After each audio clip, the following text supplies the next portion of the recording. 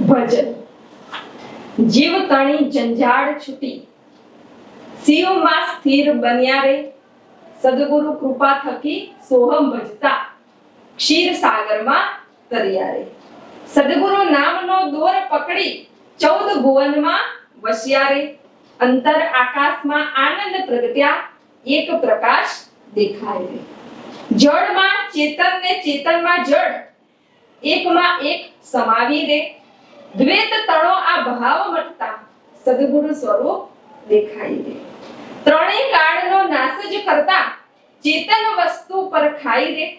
સદગુરુ મળ્યા જીવતા કર્યા મૂરતમાં મૂરત સમાવી રે બટુકનાથ ચરણે બિરલ બોલે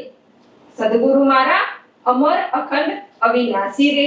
એક થઈને પ્રેમે ભળો તો શૂન્યમાં શૂન્ય સમાવી રે સંતો જીવ તણી જંજાળ છૂટી શિવમાં સ્થિર બન્યા રે એટલે કે જ્યારે સદગુરુનું સાનિધ્ય મળ્યું સદગુરુનું શરણ મળ્યું જ્યારે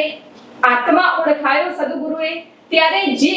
જીવ ભાવ હતો ને તે જીવ ભાવ જતો રહ્યો શરીર ભાવ ન રહ્યો અને જ્યારે શરીર ભાવ ન રહ્યો ત્યારે આત્મ ભાવ પ્રગટ થયો અને આત્મ ભાવ પ્રગટ થતા ભીતરની યાત્રા શરૂ થઈ અને જ્યારે ભીતર ઉતર્યા પોતાનું સ્વરૂપ જોયું પોતાના સ્વરૂપની અનુભૂતિ થઈ ત્યારે આત્મ સ્વરૂપ બનતા સદગુરુનું સાચું સ્વરૂપ દેખાયું કે સદગુરુ કોઈ શરીરધારી નથી સદગુરુ કઈ શરીર નથી પણ સદગુરુ તો વિશ્વવ્યાપક શક્તિ છે ત્યારે સદગુરુમાં એક વિશાળ પ્રકાશ પુંજના દર્શન થયા જે પ્રકાશ પુંજમાં ફક્ત ઉર્જા ચેતનાના તરંગો હતા સકારાત્મક ઉર્જાના પ્રકાશ પુંજના દર્શન થયા અને ત્યારે સદગુરુનું સાચું સ્વરૂપ દેખાયું અને ત્યારે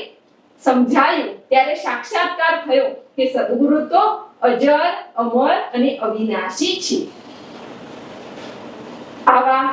દિવ્ય સદગુરુના દર્શન થતા જ જે દ્વૈત ભાવ હતો જે શરીર ભાવ હતો એ લુપ્ત થઈ ગયો છૂટી ગયો અને આત્મા પરમાત્માનું મિલન થયું પરમ ચૈતન્યનો દિવ્ય પ્રકાશ ભીતરમાં પથરાયો